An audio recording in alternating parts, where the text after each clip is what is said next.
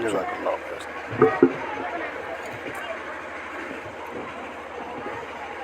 ان الحمد للہ نحمده ونستعینه ونستغفره ونؤمن به ونتوکل علیہ ونعوذ باللہ من شرور انفسنا ومن سیئات اعمالنا من يهده الله فلا مضل له ومن يضلله فلا هادي له واشهد ان لا اله الا الله واشهد ان محمدا عبده ورسوله اما بعد فاعوذ بالله السميع العليم من الشيطان الرجيم قل هل يستوي الذين يعلمون والذين لا يعلمون۔ حضرات گرامی، ہماری مائیں اور بہنیں اور پیاری طالبات اور بچے اور ان کے آئے ہوئے گارجینز، اس ادارے کے جو بھی ذمہ داران ہیں، میں ان سب کو مبارکباد پیش کرتا ہوں۔ کلیہ امہات المؤمنین للبنات کی طالبات کے جو مظاہرے سامنے آئے، بلا شبہ ایک ایک فرد قابل مبارکباد ہے۔ بہت سارے پروگراموں میں شرکت کا موقع ملتا ہے، لیکن اتنا منظم اور اتنے سلیقہ مندی کے ساتھ پیش کیے ہوئے پروگرام بہت کم دیکھنے میں آتے ہیں۔ تو میں سب سے پہلے مبارکباد دیتا ہوں یہاں کی تمام جو معلمات ہیں اور جو یہاں کے معلمین ہیں اور یہاں کے جو نگراں حضرات ہیں اور جو مشرف ہیں، ان سب کو میں مبارکباد پیش کرتا ہوں اور اللہ رب العزت سے دعا کرتا ہوں کہ پروردگار ان کو دین اور دنیا کی خیر سے نوازے اور بہترین بدلہ عطا فرمائے۔ جو مظاہرے ہمارے سامنے آئے، میں ایک تھوڑا سا تاثر اس کے اوپر بھی پیش کرنا چاہتا ہوں۔ نظامت تو ہماری جس بچی نے نظامت کی، بہت عمدہ نظامت کی ماشاءاللہ، اللہ تعالیٰ انہیں اور مزید ترقیوں سے نوازے۔ اور بچوں کا جو پہلے جو استقبالیہ پیش کیا گیا، وہ ننھی منھی بچیاں بڑے سلیقے کے ساتھ، اور ان کا جو ایکشن تھا وہ انتہائی عمدہ اور بہت کانفیڈنس اور پر اعتماد طریقے سے انہوں نے اسے پیش کیا۔ اللہ رب العزت ان بچیوں کو بہترین بدلہ عطا فرمائے دنیا اور آخرت میں۔ اور اسی طریقے سے جو مکالمے پیش کیے گئے بڑے علمی تھے، جو تقریریں پیش کی گئیں بڑی علمی تھیں، لیکن خاص طور سے جو میرے دل پر جس کا اثر رہا وہ فلسطین کے بچوں کا جو ایک یہاں پر مظاہرہ پیش کیا گیا، جو اس کا ایک تمثیلیہ ایک پروگرام جو ہوا، آپ یقین کریں کہ میری آنکھیں اشکبار ہو گئیں، آنکھوں سے آنسو جاری تھے، اور میرے پاس میں جو لوگ بیٹھے تھے سب کی آنکھوں سے آنسو رواں ہو گئے، اور بڑا خوبصورت انداز میں ان لوگوں نے پیش کیا۔ اور عربی کا ایک شعر مجھے یاد آتا ہے، میں آپ کے سامنے اسے پیش کرتا ہوں۔ وَكُنَّا كَالسِّهَامِ إِذَا أَصَابَتْ وَكُنَّا كَالسِّهَامِ إِذَا أَصَابَتْ مَرَامِيهَا فَرَامِيهَا أَصَابَ۔ ہم لوگ، شاعر کہتا ہے کہ ایک تیر کی طرح ہیں، جب تیر اپنے نشانے پر لگ جائے تو کمال تیر کا نہیں ہوتا، کمال تیر چلانے والے کا ہوتا ہے۔ تو اس میں بہت مبارکباد کے لائق ہیں۔ اللہ رب العزت بہترین بدلہ دے ان ٹیچرز کو اور ان استانیوں کو جنہوں نے ان کو تیار کیا، اور جتنا اچھا ان کے اوپر جو انہوں نے محنت کی وہ سامنے نظر آ رہی ہے، اور بہت اچھا مظاہرہ رہا۔ اللہ رب العزت اس ادارے کو دن دونی رات چوگنی ترقی عطا فرمائے۔ پھلا پھولا رہے یا رب چمن، میری امیدوں کا جگر کا خون دے دے کر یہ بوٹے میں نے پالے ہیں۔ ظاہر سی بات ہے یہ آپ کی طرف سے ہے، اور یقیناً یہ بڑی محنتیں ہیں۔ میں ایک بات عرض کرنا چاہتا ہوں، اور بڑی اچھی طریقے سے لوگ یہ جان لیں کہ اسلام نے عورتوں کو جو مقام اور بلندیاں عطا کی ہیں وہ دنیا کے کسی مذہب کے اندر موجود نہیں ہے، دنیا کی کسی ثقافت اور کلچر کے اندر وہ موجود نہیں ہے۔ ابھی تازہ فرانس کے اندر یہ بھی 18 اور 1900 کی بات ہے، جس کے اندر باقاعدہ اس بات پر بحث ہو رہی تھی کہ عورتوں کو انسانوں میں شامل کیا جائے کہ نہ کیا جائے، اور جہاں پر پراپرٹیز کا حق تو یہ 1900 کی دہائی میں ابھی یورپ اور امریکہ کے اندر عورتوں کو باقاعدہ پراپرٹی خریدنے کا حق حاصل ہوا ہے۔ اس سے پہلے جو حالتیں تھیں وہ بڑی ابتر اور بڑی بدتر حالتیں تھیں۔ اسلام نے اس بات کو سمجھا کہ کسی بھی قوم کی ترقی بغیر خواتین کی شرکت کے ہو نہیں سکتی۔ اگر بلندیاں آپ چاہتے ہیں تو عورتوں کو شریک کریں، اور اس طریقے پر جس طریقے پر ہمارے پیارے رسول حضرت محمد مصطفیٰ صلی اللہ علیہ وسلم نے انہیں شریک فرمایا۔ ایک حد بھی قائم ہے، ایک نظام بھی قائم ہے، پردے کا پورا ایک نظام ہے، ایک پورا سسٹم ہے، تاکہ ان لوگوں کو جو لعین قسم کے ہیں، جو بدترین ذہنیت کے مالک ہیں، جن کے دل اور دماغ کے اندر گندگیاں پلتی رہتی ہیں، ان کی ہوس سے اور ان کی نظروں سے وہ محفوظ رہیں، اور وہ پر اعتماد ہو کر، پر وقار ہو کر، شائستہ ہو کر وہ دین کی خدمات انجام دیں۔ جب ہم اپنے اسلامی معاشرے پر نظر ڈالتے ہیں تو ہمیں نظر آتا ہے کہ ہمارے پیارے رسول صلی اللہ علیہ وسلم جب اسلام کی تعلیمات پیش فرماتے تھے تو خواتین کو اس میں شریک فرماتے تھے، یہاں تک کہ آپ خطبے میں بسا اوقات ایسا ہوا کہ آپ نے ابو زمانے میں مائک کا تو کوئی سسٹم تھا نہیں کہ آواز یہاں سے دور تک پہنچ جائے۔ اللہ کے نبی صلی اللہ علیہ وسلم نے عید کی نماز ادا فرمائی اور جو خطبہ دیا، پھر خطبہ دینے کے بعد پھر آپ خواتین کی طرف آئے اور باقاعدہ پورے طریقے سے ان کے مجمع سے خطاب کیا اور انہیں صدقات پر اور خیرات پر اور نیکیوں پر ابھارا۔ ہم اسی طرح بخاری شریف کی ایک روایت میں دیکھتے ہیں کہ ہمارے نبی صلی اللہ علیہ وسلم کے پاس خواتین باقاعدہ آتی ہیں اور کہتی ہیں کہ اے اللہ کے رسول، یہ جو مرد حضرات ہیں وہ تو آپ کے ساتھ ہر وقت رہتے ہیں، دین کی باتیں سنتے ہیں، ہمارے لیے کوئی ایک دن متعین کر دیجئے جس کے اندر ہم بھی دین کی باتیں سیکھ سکیں، ایک خاص دن ایسا جو صرف خواتین کا ہو۔ چنانچہ حدیث شریف میں آتا ہے کہ اللہ کے نبی صلی اللہ علیہ وسلم نے ان کا وہ دن متعین فرمایا اور باقاعدہ ان کی تعلیم کی فکر فرمائی۔ آپ دیکھیں کہ جب یہ تعلیم خواتین کے اندر آتی ہے تو ہمیں ام المومنین حضرت عائشہ رضی اللہ تعالی عنہا کا وہ جو حجرہ ہے، جو صرف حجرہ نہیں رہ گیا بعد وفات رسول، بلکہ وہ ایک تعلیم گاہ بن گئی،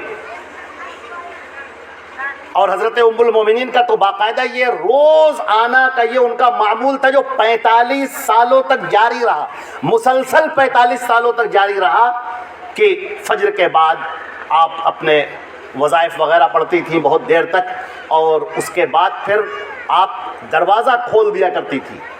حجرے کا دروازہ کھولنا یہ اس بات کی علامت ہوتا تھا کہ اب یہ مسند درس پر تشریف فرما ہیں، ایک پردہ پڑا ہوا ہوتا تھا، اور اس میں سے پھر لوگ آتے جاتے تھے، اور کبار صحابہ، بڑے بڑے صحابہ وہ آ کر وہاں پر وہ احادیث سنا کرتے تھے اور انہیں یاد کیا کرتے تھے، اور پیچیدہ ترین مسائل میں وہ ام المومنین سے رجوع فرمایا کرتے تھے، اور اسی مسند درس پر حضرت ام المومنین حضرت عائشہ رضی اللہ تعالی عنہا نے کئی بار صحابہ کرام پر نقد بھی کیا ہے، عبداللہ ابن عمر پر نقد کیا، اور بھی دیگر انہوں نے نقد کیا باقاعدہ کہ نہیں، ان کی یہ رائے بالکل درست نہیں۔ آپ دیکھیں کہ ہمارے نبی صلی اللہ علیہ وسلم نے کیا معیار قائم کیا خواتین کا، اور آج ہمارے یہاں معاشرے کے اندر ہم دیکھتے ہیں کہ تعلیم کے میدان میں ہماری ان بچیوں کو بالکل کنارے کر دیا گیا، حتیٰ کہ جمعہ جو ایک تعلیم اور تربیت کی بہترین جگہ ہے، اللہ کے نبی صلی اللہ علیہ وسلم کے دور میں خواتین جہاں پر شرکت کرتی تھی، اور عیدین جس کے لیے اللہ کے نبی صلی اللہ علیہ وسلم نے اشد تاکید فرمائی کہ خواتین اس میں ضرور شریک ہوں، ہمارے یہ حصہ ہے آدھی آبادی کا، یہ ضرور شریک ہوں، اتنی سختی کے ساتھ کہا۔ آج ہم اپنے معاشرے میں دیکھتے ہیں کہ بالکل عورتوں کو غائب کر دیا گیا ہے، وہ اور چاہے جہاں جائیں، بازاروں میں جائیں، مارکیٹوں میں جائیں، شاپنگ مالز میں جائیں، اور اسی طریقے سے وہ شادی بیاہ میں جائیں، لیکن مسجدوں میں نہیں آنا، وہاں پر ان کے دروازے بالکل بند کر دیے گئے۔ یہ کیا طریقہ ہے؟ عیدین میں بالکل ان کے لیے دروازے بند ہیں، وہ نہیں آ سکتی، ان کا کام ہے بس بیچاری وہ سوئیاں بنتی رہیں بس۔ یہ غلط بات ہے، یہ اسلام کی تعلیم کے بالکل خلاف ہے، اور میں آپ کو بتاؤں کہ اس کا نتیجہ کیا ہوگا۔ اس کا نتیجہ اسلام سے بیگانہ ہونا، اسلام سے دور ہونے کا نتیجہ ہے انتشار، ہلاکت، بربادی، تنزلی، انحطاط اور اللہ کی لعنت۔ یہ اسلام سے دوری کا نتیجہ ہے۔ آپ نے سنا ہوگا بہت ساری بچیاں ہماری مرتد ہو رہی ہیں، اسلام کو چھوڑ کر چلی جا رہی ہیں غیروں کی طرف۔ کبھی آپ جا کر دیکھیں اور پہچاننے کی کوشش کریں، ان کی نبض پر ہاتھ رکھیں اور ان کے دل کو دیکھیں، ٹٹولیں، تو آپ کو نظر آئے گا کہ یہ دل عقیدوں سے خالی ہے۔ انہیں تو پتہ ہی نہیں کہ ہمارے پاس اسلام کی کس قدر عظیم دولت ہے، کون سا وہ لال ہے، وہ گوہر ہے، وہ جوہر ہے جو ہمارے پاس ہے اور جس سے باقی دنیا محروم ہے۔ انہیں پتہ ہی نہیں، انہیں جنت کا پتہ نہیں، انہیں جہنم کا پتہ نہیں، صحیح عقیدوں کا انہیں پتہ نہیں۔ تو اس کا نتیجہ یہ ہوتا ہے کہ پھر جس نے آواز دی وہ اسی کے ساتھ ہو لی۔ آج ہمارے یہاں بچیوں کی جو تعلیم بھی ہوتی ہے وہ اس لیے ہوتی ہے تاکہ معاشرے کے اندر ان کا کچھ نہ کچھ مقام قائم ہو جائے۔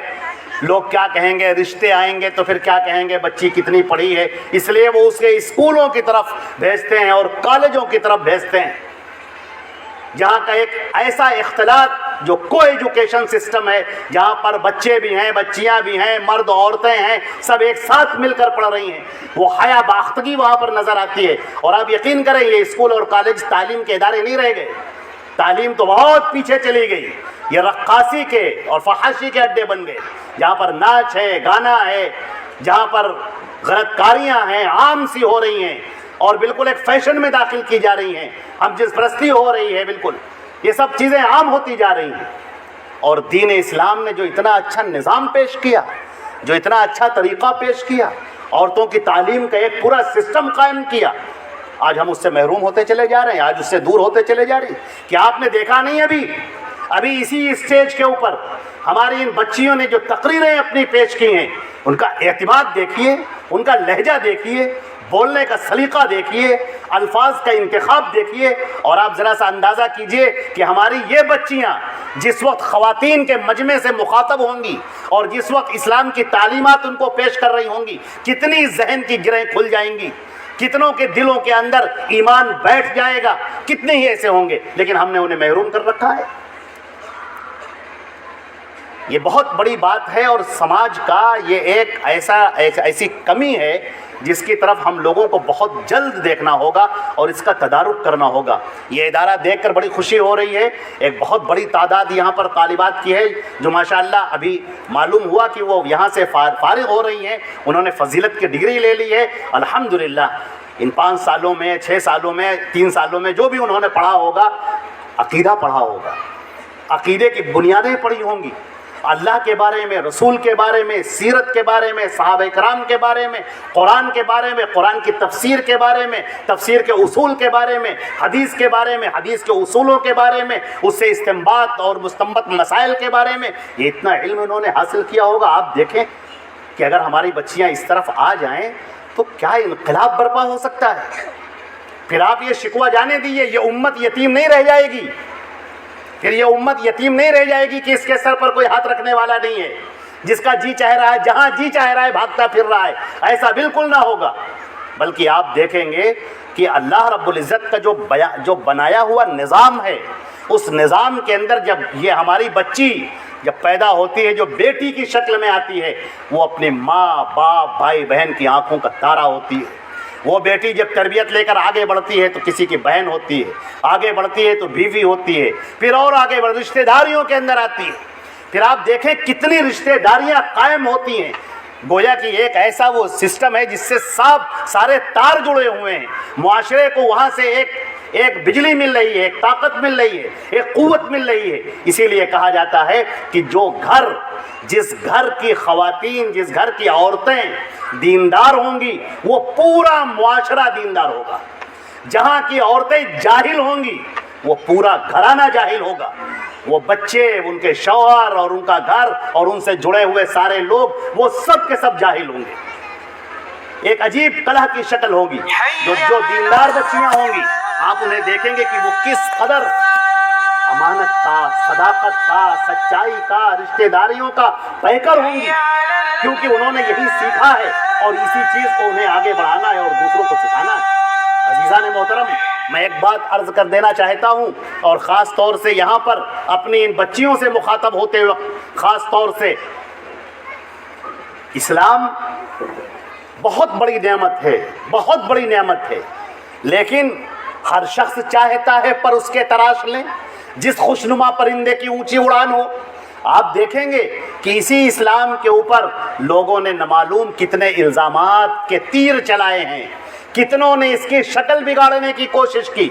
अभी आपने एक मुकालमा देखा, वो तावीज़ जो पहने हुए बच्चा आया, माशाअल्लाह बड़ा अच्छा उसका किरदार रहा, परफॉर्मेंस रहा, और मैं उसे ही देखता रहा कि वो जो बूढ़ा बनकर आया और चेहरे पर बहुत अफसोस और निढाल और ज़ारो निज़ार और बीमार बनकर आया, वो आखिर तक बेचारा वैसे ही रहा, यहाँ तक कि जब वो उतर कर गया तब भी वो वैसे ही रहा। बड़ा अच्छा उसने अपना किरदार अदा किया। लेकिन उसके साथ हमारे जिन मौलाना साहब जो बनकर आए थे, टोपी लगा के और चश्मा लगा के, और जो पुरजोर और मुदल्लल उन्होंने तकरीर की है, तो क्या कहने, सुभान अल्लाह। आप ये देखें कि आज हमारा इस्लाम किस कदर बेगाना हो गया।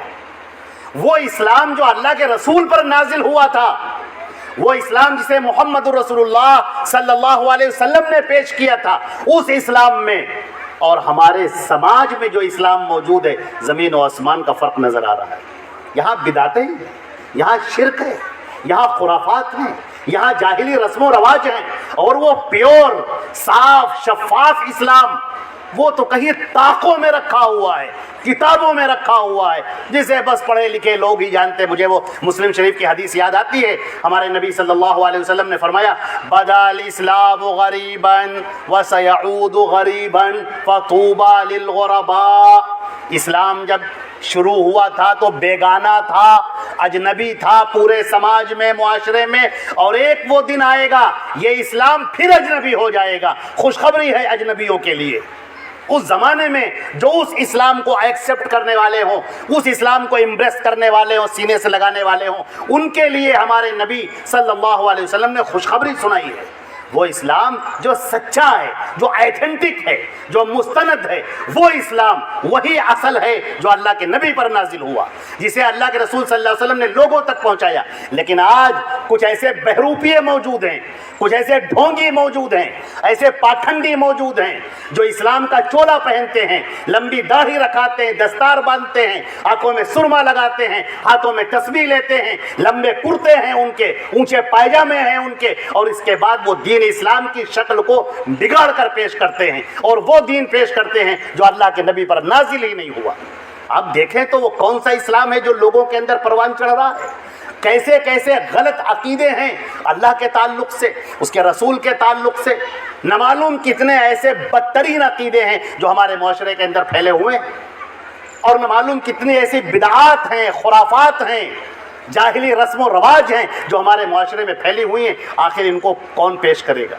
मैंने अभी आपके सामने अर्ज़ किया कि हमारी ख़वातीन इस सिलसिले में एक बहुत उनका अहम किरदार है, क्योंकि उनके ज़रिए से एक नस्ल नौ परवरिश पाती है। अल्लाह ने बहुत ये जो जिम्मेदारी दी है उन्हें बहुत अजीम बनाकर, बड़ा मोहतरम बनाकर, और लोगों की निगाहों में मुअक्कर और बाइज्जत बनाकर, और उन्हें बड़ी ऊंची हैसियत देकर अल्लाह ने उन्हें ये जिम्मेदारी दी है कि तुम्हारी गोद में, तुम्हारी आंखों के सामने, तुम्हारे साथ एक पूरी नस्ल परवरिश पाएगी।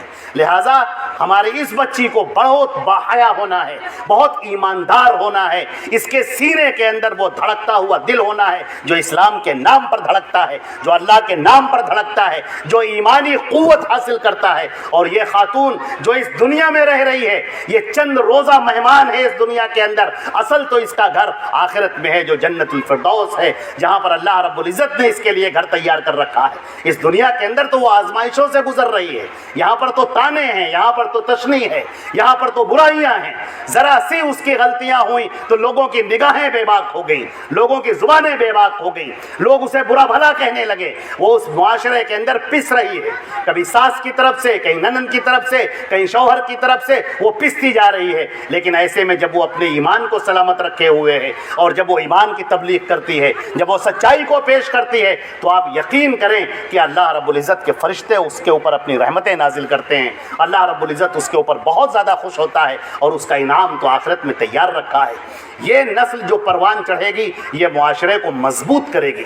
समझदार ख़वातीन अगर होंगी तो समझदार कौमें होंगी, समझदार मुआशरा होगा, समझदार मिल्लत होगी।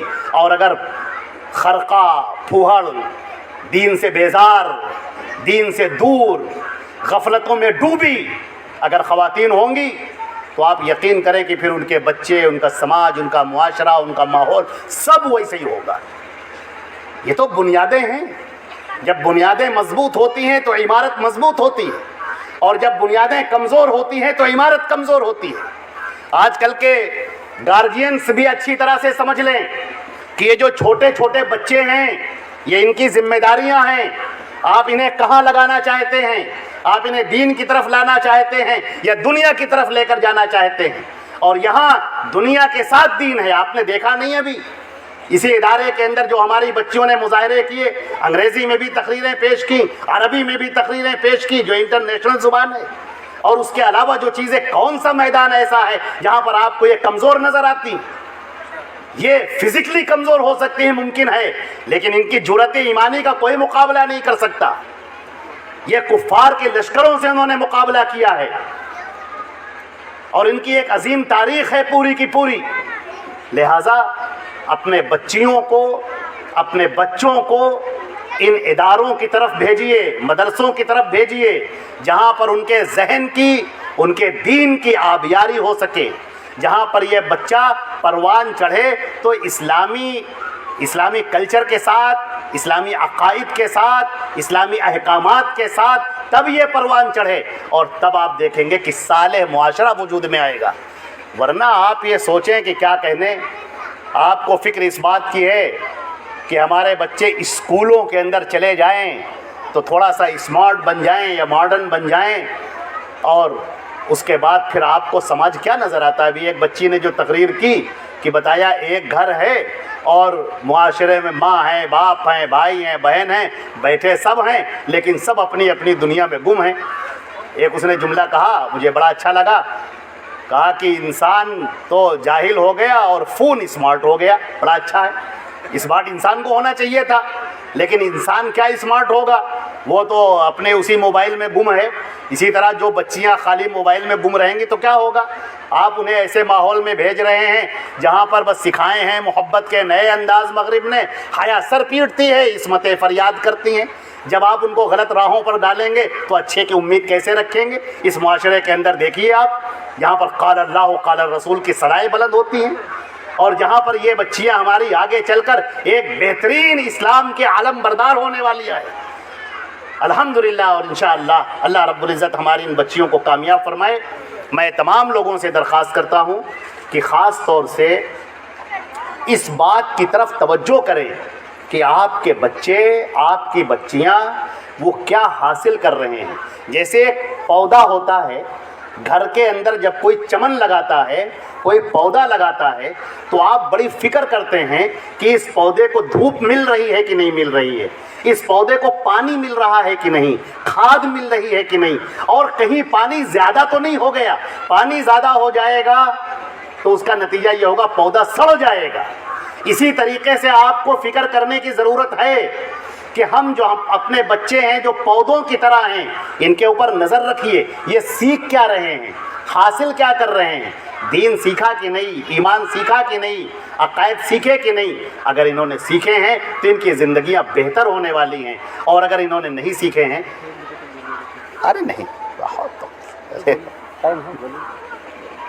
ہم تو اپنی تقریر اب ختم کرنے جا رہے تھے، اور شیخ محترم کہہ رہے ہیں کہ نہیں اسے آپ اور بڑھائیے۔ ابھی میرے بچیوں، میرے خیال سے میں نے اپنی باتیں کہہ دی ہیں، اپنا جو وقت ہم نے سوچا تھا۔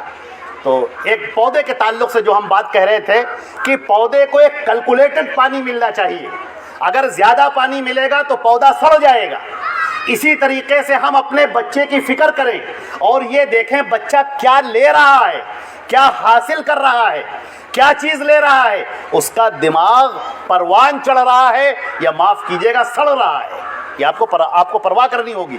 ابھی ہمارے ناظم محترم محمد ندیم صدیقی صاحب نے آپ کے سامنے کہا کہ آج کل ایسے لوگ ہیں کسی کے فتنے میں، جو آپ نے یوٹیوب کھولا اور جو مولانا آپ کو نظر آیا آپ نے تقریر سننی شروع کر دی۔ ارے ٹھہریے، ارے دیکھ تو لیجئے کہ وہ پیش کیا کر رہا ہے۔ اس دھوکے میں نہ آئیے، ان بہروپیوں کے دھوکے میں نہ آئیے۔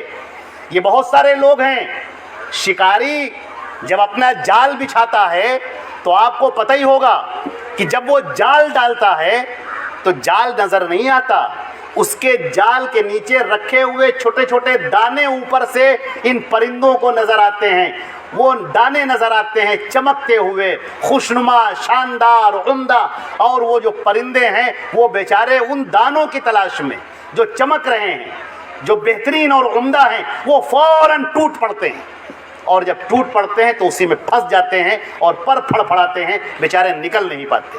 اور ہمارا المیہ اور ٹریجڈی تو یہ ہے کہ ہمارے بچے جو ان غلط افکار کا، غلط عقیدوں کا شکار ہو رہے ہیں، انہیں تو یہ پتہ بھی نہیں کہ ہم پھنس چکے ہیں، ان کو تو پھڑپھڑانا بھی نہیں آتا، وہ جال میں پھنس چکے ہیں، یہاں تک کہ ان کی موت ہو جائے گی، اور مرنے کے بعد جب اس وقت اللہ کے سامنے کھڑے ہوں گے، اس وقت وہ پھڑپھڑا رہے ہوں گے، اس وقت وہ تڑپ رہے ہوں گے، اس وقت وہ چلا رہے ہوں گے، جس کو قرآن پاک نے کہا یوم یعض الظالم علی یدیہ، جس روز ظالم اپنے ہاتھوں کو چبائے گا اور کہے گا یا لیتنی اتخذت مع الرسول سبیلا، اے کاش کہ میں نے رسول کا راستہ اختیار کیا ہوتا۔ اور اس کے آگے کا جملہ سنیے، صرف اتنے پر رکیے نہیں، قرآن پاک کی باتیں بڑی گہری ہوتی ہیں، صرف اتنے پر رکیے نہیں، قرآن پاک نے کہا جس روز ظالم جو ظلم کر کے آئے گا، جو جہنم کا حقدار ہوگا، ظالم اسے کہا گیا ہے جو شرک میں ملوث ہو، جہنم کا حقدار ہو، جو غلط کاریوں میں پھنسا ہوا ہو، سیاہ کاریوں میں پھنسا ہوا ہو، اس کو ظالم کہا گیا ہے قرآن پاک کی زبان میں۔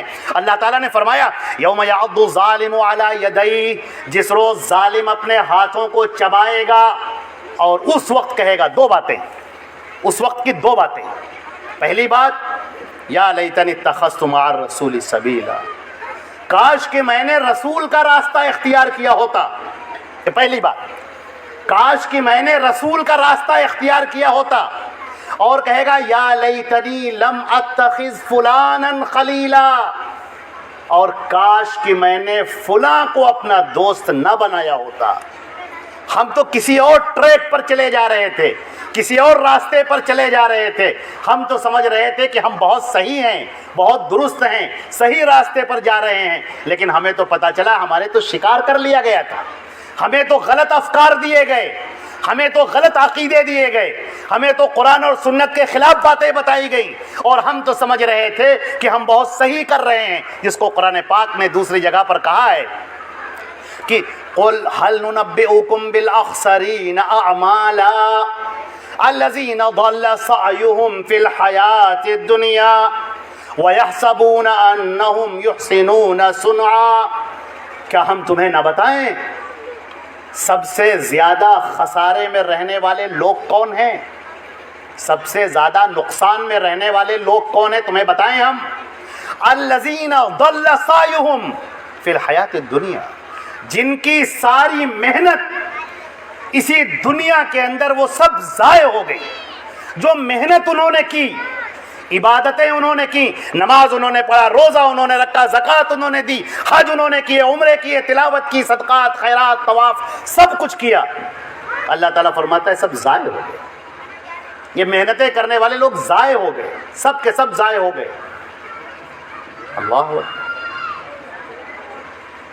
ضل سعیہم فی الحیاۃ الدنیا وہم یحسبون انہم یحسنون صنعا، اور وہ یہ سمجھ رہے تھے کہ ہم بہت صحیح کر رہے ہیں، ہم بہت صحیح جا رہے ہیں، بالکل ہم we are on the straight path, بالکل صحیح چلے جا رہے ہیں، لیکن نہیں، وہ اسٹریٹ پاتھ تو تھا ہی نہیں، یہ تو ہمارے نبی نے سکھایا تھا۔ ایک مرتبہ صحابہ کرام کے جلو میں آپ بیٹھے، صحابہ کرام کی نگاہیں آپ پر ہیں، آپ زمین پر بیٹھے ہیں، آپ نے زمین پر ایک لکیر کھینچی، کہا ھذا صراطی مستقیما، یہ میرا راستہ ہے جو بالکل سیدھا ہے، غور فرمائیے گا، میرا راستہ ہے جو بالکل سیدھا ہے۔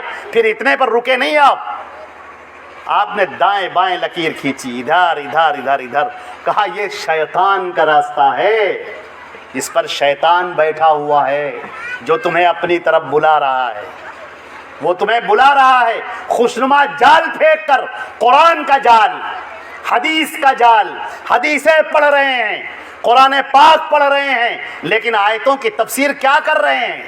آیتوں کی تفسیر وہ کر رہے ہیں جو اللہ کے رسول نے بتائی نہیں، حدیثوں کی تفسیر وہ کر رہے ہیں جو صحابہ کرام نے کبھی سمجھی ہی نہیں۔ اسی لیے ہمارے یہاں جو اہل حدیث کا منہج ہے وہ کیا ہے؟ قرآن اور سنت پر عمل، سلف صالح کی روشنی میں، یعنی صحابہ کرام کی کی روشنی میں سمجھنا ہے، ان کی عقل کی روشنی میں، ان کی باتوں کی روشنی میں سمجھنا ہے، کیونکہ وہ مخاطب اول ہیں قرآن کے بھی اور حدیث کے بھی۔ انہوں نے قرآن بھی سمجھا ہے، انہوں نے حدیث بھی سمجھی ہے۔ اب آج وہ انجینئر مرزا صاحب ہوں، انجینئر علی مرزا ہوں، یا جاوید احمد غامدی ہوں، یا ڈاکٹر اسرار احمد صاحب ہوں، یا اس طرح کے جتنے لوگ ہوں جو آپ کو قرآن سمجھانے بیٹھے ہیں، جو آپ کو حدیث سمجھانے بیٹھے ہیں، یہ وہ طریقہ نہیں ہے جو صحابہ کرام نے سمجھا۔ صحابہ کے خلاف سمجھنا، صحابہ نے جس حدیث کو سمجھا، بخاری کی حدیث ہے، مسلم کی حدیث ہے، ترمذی کی حدیث ہے، ابو داؤد کی حدیث ہے، جو حدیثیں آپ کے سامنے آ رہی ہیں، ان حدیثوں کا وہ مفہوم بیان کرنا جو صحابہ کرام نے کبھی بیان ہی نہیں کیا، جو صحابہ کرام نے کبھی سمجھا ہی نہیں، اور آپ اس کو لگائے ہوئے ہیں سینے سے، اور آپ کہہ رہے کیا کہنے صاحب، یہ تو قرآن پاک پڑھ رہا ہے، یہ تو حدیث پاک پڑھ رہا ہے، کیا کہنے؟ یہدی بہ یضل بہ کثیرا ویہدی بہ کثیرا۔ قرآن پاک نے کہا ہے اسی قرآن کو لے کر لوگ ہدایت بھی پاتے ہیں اور لوگ گمراہ بھی ہو جاتے ہیں۔ کبھی آپ سوچئے تھوڑی دیر کے لیے، سورہ بقرہ کی آیت ہے یہ، اللہ تعالیٰ فرماتا ہے اسی قرآن پاک کے ذریعے سے لوگ ہدایت پا جاتے ہیں اور اسی قرآن پاک کے ذریعے سے لوگ گمراہ ہو جاتے ہیں۔ میں اپنا سر پیٹتا ہوں کہ پروردگار ہے میرے بار الہ، رب ہے میرے معبود برحق، قرآن پاک تو نے تو اتارا ہی ہے ہدایت کے لیے، یہ قرآن پاک اترا ہی ہے ہدایت کے لیے، پھر آدمی گمراہ کیسے ہو سکتا ہے؟ اس قرآن کو پڑھ کر گمراہ کیسے ہو سکتا ہے؟ میں سوچتا رہا تو مجھے جواب ملا، قرآن پاک نے اس کا جواب دیا کہ کیا سمجھ رہے ہو تم، یہ ہم نے صرف قرآن نہیں اتارا ہے، قرآن کے ساتھ اس کا بیان کرنے والا اتارا ہے، اس کی تبیین کرنا۔ وہ آیت ہے لِتُبَيِّنَ لِلنَّاسِ مَا نُزِّلَ إِلَيْهِمْ، اے نبی تاکہ آپ سمجھائیں اور وضاحت کریں جو ہم اتار رہے ہیں، جو اتار رہے ہیں سمجھانے کے لیے محمد الرسول اللہ صلی اللہ علیہ وسلم ہے، آپ ان کے بغیر کہاں سمجھے لے رہے ہیں؟ یا تو غیب کے معنی آپ نے لے لیے، یا تو تصرف کے معنی آپ نے لے لیے، قبروں کے اندر لوگ زندہ ہیں اس کے بھی معنی آپ نے لے لیے۔ ان پیر اور اولیاء اور شہداء جو قبروں میں جا چکے وہ تصرف کر رہے ہیں کائنات میں، وہ دنیا کے اندر جسم کے ساتھ آ رہے ہیں، یہ عقائد آپ نے لے لیے۔ کہاں سے لے لیے یہ عقائد؟ آپ نے قرآن، اور پڑھ کیا رہے ہیں؟ قرآن پاک کی آیت پڑھ رہے ہیں۔ تو جب میں نے اس آیت کو پڑھا تب میری سمجھ میں آیا کہ پروردگار کیا ہی آپ نے بات کہی ہے، وَمَا آتَاكُمُ الرَّسُولُ فَخُذُوهُ وَمَا نَهَاكُمْ عَنْهُ فَانْتَهُوا۔ اے مسلمانوں، اللہ کے رسول تمہیں جو دے وہ لے لو، اور جس بات سے منع کرے وہ ٹھہر جاؤ۔ تم کیا سمجھ رہے ہو قرآن پاک کی تم جیسی تشریح کرو وہ ٹھیک نہیں، وہ ٹھیک نہیں۔ قرآن پاک کی تشریح جو محمد رسول اللہ کرے وہ ٹھیک، اور ان حدیثوں کو جیسے صحابہ کرام سمجھ رہے ہیں وہ ٹھیک ہے۔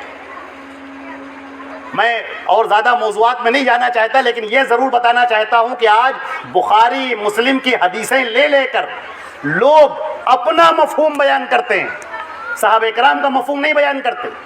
لوگ قرآن خوانی کی دلیلیں دے رہے ہیں، اللہ کے رسول کو حاضر و ناظر سمجھ رہے ہیں، ان کو عالم الغیب سمجھ رہے ہیں، اور دلیلیں کہاں سے ہیں؟ قرآن پاک سے۔ تو اس بات بالکل ثابت ہو گئی، صحیح سمجھ میں آ گئی کہ اسی قرآن کو پڑھ کر بہت سارے لوگ ہدایت پائیں گے اور بہت سارے لوگ گمراہ ہو جائیں گے۔ اور گمراہ کون ہوں گے؟ گمراہ وہ ہوں گے جو صراط مستقیم سے ہٹے ہوئے ہوں گے۔ اور صراط مستقیم کیا ہے؟ صراط مستقیم یاسین والقرآن الحکیم انک لمن المرسلین علی صراط مستقیم۔ یاسین قسم ہے قرآن پاک کی جو حکمتوں سے لبریز ہے، حکمتوں سے بھرا ہوا ہے۔ اے نبی آپ رسول ہیں، محمد کیا ہیں آپ رسول ہیں اللہ کے، آپ کا مرتبہ اور مقام بہت بلند ہے، پوری دنیا آپ کی پیروی کرے گی تو کامیاب ہوگی، جو آپ سے الگ ہٹ جائے گا وہ گمراہ ہوگا، نادان ہوگا، جاہل ہوگا اور جہنم کا مستحق ہوگا۔ علی صراط مستقیم، صراط مستقیم پر آپ ہیں، آپ ہی صراط مستقیم، اللہ کے نبی کو چھوڑ کر صراط مستقیم کوئی ہے ہی نہیں۔ اب لہٰذا آپ یہ دیکھیں کہ آج بہت سارے لوگ، ایک مرتبہ بات آئی، ایک صاحب نے ہم سے سوال بھی کیا کہ ان کا انتقال ہو گیا تو ان کی کسی عزیز کا کہنے لگے کہ دیکھیے ہم وہ تو نہیں کرنا چاہتے ہیں کہ سارے لوگوں کو اکٹھا کریں اور قرآن پاک پڑھیں، لیکن اگر ہم اپنے گھر میں اگر ہم قرآن پاک پڑھیں اور میری بیوی ہے، میرے بچے ہیں، میرے گھر کے افراد ہیں، وہ لوگ قرآن پاک پڑھیں اور میت کو بخش دیں تو اس میں کیا برائی ہے؟ اس میں کوئی حرجہ تو ہے نہیں، قرآن پاک پڑھا گیا۔ ہم نے کہا حرجہ ہے، بہت بڑا حرجہ ہے، بہت بڑا حرجہ ہے۔ اللہ کے نبی صلی اللہ علیہ وسلم کی حیات مبارکہ میں آپ کے بیٹوں کا انتقال ہوا، تینوں بیٹوں کا آپ کے سامنے انتقال ہوا، آپ کی 2 بیٹیوں کا آپ کے سامنے انتقال ہوا، آپ کی 2 بیویوں کا آپ کے سامنے انتقال ہوا، آپ کے چچا کا اور دیگر صحابہ کرام آپ کے سامنے، لیکن جس کے اوپر قرآن اتر رہا ہے اس نے نہ تو قرآن خوانی کی، نہ تو کسی کو حکم دیا، نہ تو لوگوں سے کہا کہ تم قرآن پڑھو اور اپنے میت کو، اپنے مردوں کو بخشو، کبھی نہیں کہا۔ تو نبی کے طریقے سے ہٹنے کے بعد کیا ہے؟ سوائے گمراہی کے کچھ نہیں ہے۔ میری بچیوں، میں آپ سے درخواست کرتا ہوں، کیونکہ آپ نے قرآن پاک بھی پڑھا ہے اور آپ نے حدیث بھی پڑھی ہے، اب آپ کو معلوم ہے کہ آپ کا سب سے بڑا دشمن کون ہے؟ آپ کا سب سے بڑا دشمن اب کھل کر آ گیا ہے آپ کے سامنے، وہ ہے شیطان لعین، عدو مبین جسے کہا گیا ہے، کیونکہ اب آپ کے پاس ایک سرمایہ ہے، آپ کے پاس قرآن اور حدیث کا سرمایہ ہے۔ اب وہ چاہے گا کہ اس پر ڈاکہ ڈالا جائے اور آپ کے سینے کو جو ایمان سے منور ہے، جو ایمان سے جگمگا رہا ہے، جو سورج کی طرح روشن ہے، وہ چاہے گا کہ اس قندیل کو بجھا دیا جائے، اس شمع کو بجھا دیا جائے اور ایمان سے دل خالی ہو جائے، اور آپ یہ خوش رہیں کہ ہمارے پاس تو قرآن بھی ہے، ہمارے پاس تو حدیث بھی ہے۔ لیکن صحیح بات کیا ہے؟ نہ آپ کے پاس قرآن ہوگا، نہ آپ کے پاس حدیث ہوگی، اگر اسے سلف صالحین صحابہ کرام کی روشنی میں نہیں سمجھا گیا۔ آج کل یوٹیوب کے جو علماء ہیں، اگر ان سے آپ نے سمجھنا شروع کیا، جن کو آپ جانتے نہیں ہیں، ان سے آپ نے سننا شروع کیا، ان سے لینا شروع کیا، تو اس کا نتیجہ یہ ہوگا کہ دل ایمان سے خالی ہو جائے گا۔ آپ کی ذمہ داری بہت بڑھ گئی ہے، بہت زیادہ ذمہ داری ہو گئی ہے، اور یقین کریں اللہ نے آپ کو عالمہ بنایا ہے تو یہ جو مقام اور مرتبہ آپ کو دیا ہے یہ ایک بہت بڑی ذمہ داری ہے، اور آپ کو اس ذمہ داری کو ادا کرنا ہوگا، اور جب آپ اس ذمہ داری کے لیے ادا کرنے کے لیے آگے بڑھیں گی تو آپ کا دشمن شیطان مردود اس پوری دنیا کو آپ کے خلاف کرے گا۔ لیکن آپ یاد رکھیے، کوئی بھی آپ کے خلاف ہو جائے، اللہ رب العزت آپ کے ساتھ ہے۔ چند دن کے لیے اس دنیا میں ہیں، جو بھی سانسیں اللہ نے لکھی ہیں آپ کی قسمت میں، ایمان پر رہیے گا اور ایمان کی دعوت دیجیے، تبلیغ کیجیے۔ چند رشتوں کے کھلونے ہیں جو ہم کھیلتے ہیں، چند رشتوں کے کھلونے ہیں جو ہم کھیلتے ہیں، ورنہ سب جانتے ہیں کون یہاں کس کا ہے۔ آپ کا سب سے پہلے تعلق اللہ اور اس کے رسول سے ہونا چاہیے، پھر باقی بات کے سب رشتے ہیں۔ اللہ اور اس کے رسول کی ناراضگی کے ساتھ کسی کو خوش کرنے کی ضرورت نہیں ہے، ہرگز کسی کو خوش مت کیجیے۔ شادی کا موقع ہو، بیاہ کا موقع ہو، گھروں کے اندر کا معاملہ ہو، گھروں سے باہر کا معاملہ ہو، کیسے معاملہ، کوئی معاملہ ہو، آپ یہ کہہ دیے میرے لیے اللہ اور رسول سب سے مقدم ہے، میری یہ جان اسی کی دی ہوئی ہے، زندگی دی ہوئی اسی کی تھی، حق تو یہ ہے کہ حق ادا نہ ہوا۔ یہ زندگی اللہ کی امانت ہے اور اسی نے مجھے دی ہے، یہ قرآن دیا ہے، حدیث دی ہے، اللہ نے اپنا تعلق مجھ سے مضبوط کیا ہے، اب اس تعلق کو ہم کمزور نہیں ہونے دیں گے۔ کسی کا چہرہ بگڑ جائے تو بگڑ جائے، کوئی خفا ہو تو خفا ہو جائے، کسی کو روٹھنا ہو تو روٹھ جائے، وہ خوش رہے، اللہ رب العزت ہم سے راضی رہے، یہی ہماری کامیابی ہے اور یہی ہماری کامرانی ہے اور یہی ہمارے لیے جنت کا ضامن ہے اور جنت کا نجات ہے۔ میں میری بچیوں، آگے چل کر آپ کو جو ذمہ داریاں نبھانی ہیں، آئندہ کی جو زندگی آنے والی ہے اس میں آپ کا امتحان ہوگا، قدم قدم پر امتحان ہوگا۔ کوئی کہے گا چہرے کو ہٹاؤ، کوئی کہے گا ذرا سا پردہ ہٹاؤ، کوئی کہے گا یہ رسم کر لو، یہ کوئی کہے گا یہ چیز کر لو۔ اذان ہو گیا؟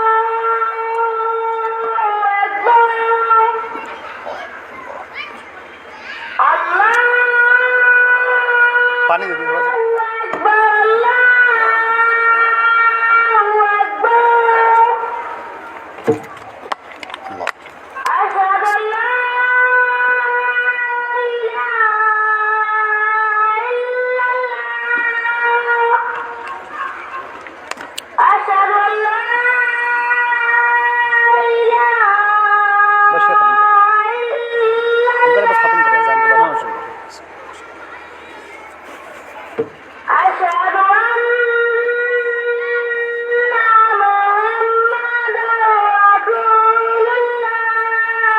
صلی اللہ علیہ وسلم.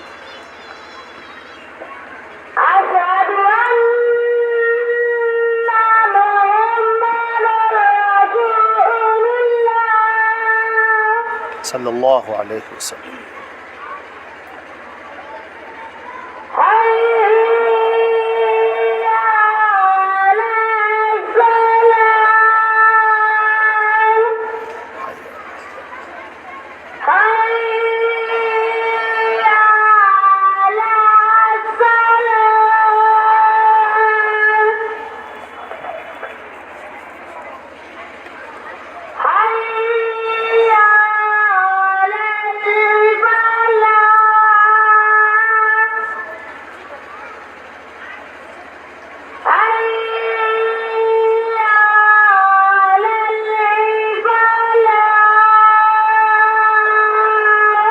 لا حول ولا قوة إلا بالله.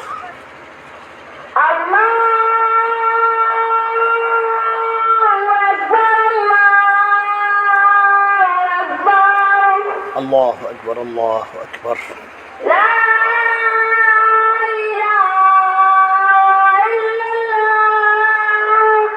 لا إله إلا الله. اللهم رب هذه الدعوة التامة والصلاة القائمة على الوسيلة والفضيلة والسلام صلی اللہ علیہ وسلم.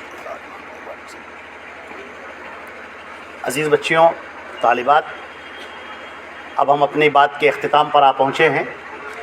تو ایک مرتبہ جو گارجنز آئے ہوئے ہیں ان سے میری درخواست ہے کہ آپ جیسے گھر میں پودا لگاتے ہیں اور اس کی فکر کرتے ہیں کہ وہ مرجھا نہ جائے، اسی طرح اپنے بچوں کی بچیوں کی فکر کیجیے. اگر آپ نے یہ فکر نہیں کی اور آپ کے بچے اور آپ کی بچیاں غلط ٹریک پر پڑ گئے تو کل قیامت کے دن اللہ رب العزت آپ سے پوچھے گا اور اس وقت اپنے سامنے کھڑا کرے گا اور اللہ سوال کرے گا کہ ہم نے تم کو اولاد دی تھی. کتنے تھے جو محروم تھے اولاد سے، لیکن ہم نے تم کو اولاد دی تھی. تم یہ بتاؤ کہ تم نے اپنی اس اولاد کی پرورش کیسے کی؟ تم نے ہم سے دور کیوں کیا ان اولاد کو؟ کیوں ان کو ہم سے دور کیے؟ کیوں تم نے انہیں کفر میں ڈالا، شرک میں ڈالا، بدعات میں ڈالا، خرافات میں ڈالا؟ ہم سے دور کرنے کی وجہ بتاؤ تم، اور اللہ تمہیں اپنے سامنے کھڑے ہو کر سوال کرے گا اور اس وقت کوئی جواب نہ بن پڑے گا. لہٰذا اپنے بچوں کی بچیوں کی اسلامی تربیت، دینی تربیت اور صحیح عقائد کی تربیت یہ دینے کی ذمہ داری آپ کے اوپر ہے. یہ میں یہاں کے گارجنوں سے عرض کرنا چاہتا ہوں جو ذمہ دار ہیں، جو ماں اور باپ ہیں، پیرنٹس ہیں، جو یہاں پر تشریف لائے ہوئے ہیں. آپ اپنے بچوں کو اس مدرسے میں داخل کرائیے، مدرسے میں داخل کرائیے، دینی تعلیم کا انتظام کیجیے، عقائد کا انتظام کیجیے، کفر و شرک کو وہ سمجھیں، جانیں، توحید کو جانیں اور پہچانیں. یہ ہماری ان سے یہاں کی معلمات سے تو ہم کوئی بات نہیں کہیں گے، اس لیے کہ انہوں نے اتنا اچھا مظاہرہ کیا ہے. اس سے اندازہ ہوتا ہے کہ وہ نہایت جافشاں ہیں. اپنے کام کے لیے وہ بڑی ایماندار، بہت آنیسٹ اور بہت دل لگا کے کام کرنے والی ہیں. میں ان سے ایک بات ضرور کہنا چاہوں گا، اپنی بہن سمجھ کر بات یہ عرض کرنا ہے کہ آپ یہ ضرور سمجھ لیجئے کہ شیطان آپ کے اوپر سب سے پہلا پھندا پھینکے گا تاکہ آپ ان بچوں کی آبیاری نہ کر سکیں. کیونکہ آپ نے اتنا اچھا کام کیا ہے، آپ یہ کام نہ کر سکیں. آپ یہاں سے ہٹیں، آپ جائیں، آپ کہیں اور چلی جائیں، آپ پتھروں سے باتیں کریں لیکن بچوں کی تربیت نہ کریں. یہ شیطان پوری کوشش کرے گا. آپ آنے والی ہر اس کوشش کو ناکام کیجئے، اللہ کے لیے کام کیجئے.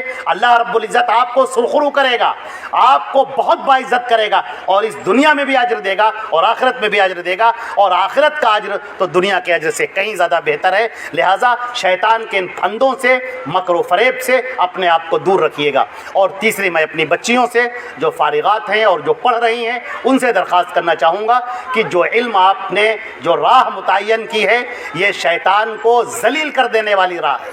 جب کوئی بچہ تعلیم کے لیے آ جاتا ہے تو شیطان کا چہرہ سیاہ ہو جاتا ہے اور وہ تڑپنے لگتا ہے کہ کیسے اس کو ہم دور کریں تعلیم سے. لہٰذا آپ کو وہ تعلیم سے دور کرنا چاہے گا. لہٰذا تعلیم میں لگی رہیے. آنے والی دقتوں کو، پریشانیوں کو، مسائل کو آپ برداشت کیجیے اور اس کو اگنور کیجیے. مدارس ہوں یا کہیں بھی جگہ ہو، جب بھی کوئی اسلام پر دین پر چلنے کی کوشش کرتا ہے، اس راہ میں آگے بڑھتا ہے، تو شیطان مردود مسائل کے جال اور مسائل کے کانٹے پھینک دیتا ہے تاکہ اس کے پیر زخمی ہو جائے اور وہ اس راہ پر آگے نہ بڑھ سکے۔ تو آپ کو حوصلہ رکھنا ہے اور آپ کو پوری عزم کے ساتھ آگے بڑھتے رہنا ہے۔ جو ہماری فارغات ہیں ان بچیوں سے مجھے یہ عرض کرنا ہے کہ آپ نے قرآن اور حدیث کی تعلیم حاصل کی ہے، لہٰذا آپ اس کی بڑی نگاہ رکھیے گا کہ آپ کی قرآن اور حدیث کی تعلیم کے بعد کوئی شیطان مردود اچھی شکل میں آ کے آپ کو گمراہ نہ کر سکے۔ لہٰذا قرآن اور سنت کو سلف صالحین کے طریقے پر سمجھیے۔ جو اہل حدیث علماء کرام ہیں، صاف طریقے سے عرض کرتا ہوں، اہل حدیث علماء کرام کو سنیے، سمجھیے، ان سے مسائل پوچھیے اور ان کی جو فکری آبیاری ہے اسی سے مستفید ہوئیے۔ باقی جو شکاری بیٹھے ہوئے ہیں جال پھینکنے کے لیے اور آپ کو کیچ کرنے کے لیے اور آپ کو صراط مستقیم سے ہٹانے کے لیے، آپ ان سے چوکنا رہیے اور ہرگز ان کے جال میں پھنسیے نہیں، ورنہ پھر سب کچھ پانے کے بعد بھی ناکامی اور خسران ہاتھوں میں آئے گا۔ اللہ ہم کو اور آپ کو اس سے بچائے۔ پھر میں اس ادارے کے ذمہ داروں کو مبارکباد دیتا ہوں، ہمارے برادرم جناب علی صاحب جو یہاں کے ڈائریکٹر ہیں، اور جناب عثمان صاحب عمری جو وہاں تشریف فرما ہیں، اور اس کے علاوہ اس ادارے کے جو معلمین ہیں، جو بھی ذمہ داران ہیں، میں ان کو مبارکباد دیتا ہوں کہ آپ نے بہت عمدہ، میں نے آنگن میں کھلا رکھا ہے خوش رنگ گلاب دینے والے، تو ان پھولوں کو خوشبو دے دے۔ اور ان کی دعائیں ہیں اللہ رب العزت ان سب کے عمر میں، علم میں، رزق میں، عمل میں خوب برکت دے۔ آپ حضرات کے علم میں، عمر میں، رزق میں خوب برکت دے۔ صبح و شام اپنی رحمتیں آپ پر نازل فرمائے، آپ پر، آپ کے گھر والوں پر، آپ سے متعلقہ افراد پر۔ اس مدرسے کے حق میں جو لوگ بھی ہیں، جو تعاون کرنے والے ہیں، جو چندہ دینے والے ہیں، جو دعا کرنے والے ہیں، اے اللہ ان سب کی حفاظت فرما اور غیب سے اپنی طرف سے ان کے اوپر انعامات کی بارش کر دے، دنیا میں بھی اور آخرت میں بھی۔ میں ان کو مبارکباد دیتے ہوئے اللہ رب العزت کا شکر ادا کرتا ہوں، اللہ سے دعا کرتا ہوں کہ پروردگار اس ادارے کو دن دونی رات چوگنی ترقی عطا فرمائے اور اس سے وابستہ تمام افراد کے اوپر اپنی رحمتوں کا نزول فرمائے۔ والسلام علیکم ورحمۃ اللہ وبرکاتہ۔